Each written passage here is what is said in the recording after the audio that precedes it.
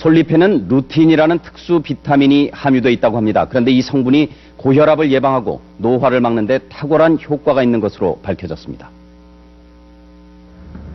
솔잎입니다. 가정에서 떡을 찔 때 넣기도 하고 또 술을 담글 때 사용하기도 합니다. 그런데 이 솔잎에 인체 노화를 막아주는 성분이 들어있다는 사실이 처음으로 최근 연구를 통해 확인됐습니다.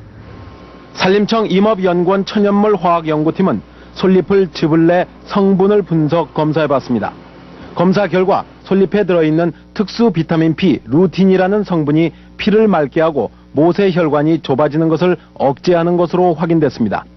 바로 이 작용으로 솔잎은 고혈압과 뇌졸중을 예방하는 효과가 많다는 것이 증명됐습니다. 피를 맑게 하고 염증을 없앤다고 전해져 온 솔잎. 성분 분석 결과 암을 일으키는 유전자의 작동을 억제하는 3가지 물질이 발견됐습니다.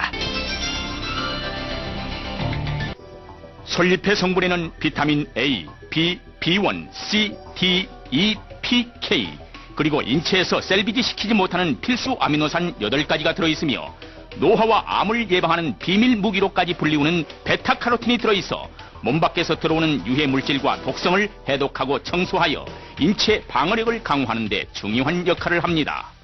베타카로틴이 몸 전체에 퍼져 있으면 병에 걸리지 않으며 노화와 암을 예방, 방지한다는 것이 확인되었습니다. 최근 30, 40대에 발병하는 젊은 뇌졸중이 늘고 있다. 더욱 심각한 문제는 성인 10명 중 1명은 이미 뇌졸중이 진행되고 있다는 사실조차 모른다는 점이다. 혈관이 상하면 피가 응고된 혈전이 생기게 된다. 이런 딱딱한 혈전은 혈관을 아예 막아버릴 정도로 커다랗게 생기기도 한다. 마치 식어버린 육류의 지방질처럼 하얗게 굳어있는 물질. 이것이 바로 과도한 영양으로 혈관 안에 쌓여있던 콜레스테롤이다. 다른 지방보다 쉽게 분해되는 복부지방은 혈관 내로 바로 스며들게 되고 이것이 동맥경화의 주 원인이 된다. 또 췌장에선 고혈압과 당뇨를 일으키는 주범이 되며 간으로 들어가선 지방간을 일으키게 된다.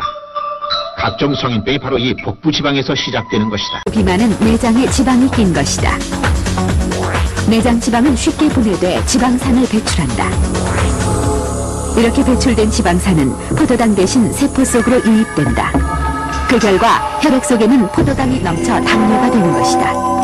그래서 복부 비만은 정상 체중의 10배, 일반 비만의 2배 이상 당뇨에 위험하다. 이 내장에 저장되어 있는 지방은 우리 몸의 대사에서 아주 긴밀하게 그 영향을 주거든요. 이 많이 이 흘러나온 지방산 자체가 여러 가지 혈관의 2차적인 동맥경화증을 일으키는 원인이 될 수 있습니다. 심혈관 질환에 의해서 사망할 위험이 거의 정상에는 한 200배 정도로 올라가게 돼요. 당뇨와 함께 만성 신부전은 시작된다. 당뇨병은 혈액 내 포도당 대사가 과다해지는 것인데 고혈당의 혈액은 혈관을 망가뜨린다. 심장 속에서 필터 역할을 하는 사구체는 모세혈관으로 이루어져 있기 때문에 손상되기 쉽다. 결국 이 손상이 만성 신부전으로 이어지게 된다. 또 신부전의 원인이 무엇이든 간에 2차적으로 혈압이 올라가게 된다. 그 결과 신장은 더 큰 손상을 입게 되고 만성 신부전도 더욱 악화된다. 콩팥이 나빠지면 혈압이 생기고 혈압이 나빠지면 콩팥이 나빠지는데 혈압을 조절하면 나빠지는 속도가 이렇게 나빠지다가 여기서부터 혈압 조절하면 이게 이렇게 속도가 확 줍니다. 몸 안에 돌이 만들어지는 이유는 무엇일까? 감즙이 흘러내리면서 찌꺼기들이 디스토마에 엉겨 붙으면서 덩어리가 생기는 것. 디스토마가 돌을 응집시키는 일종의 핵으로 작용하는 것이다.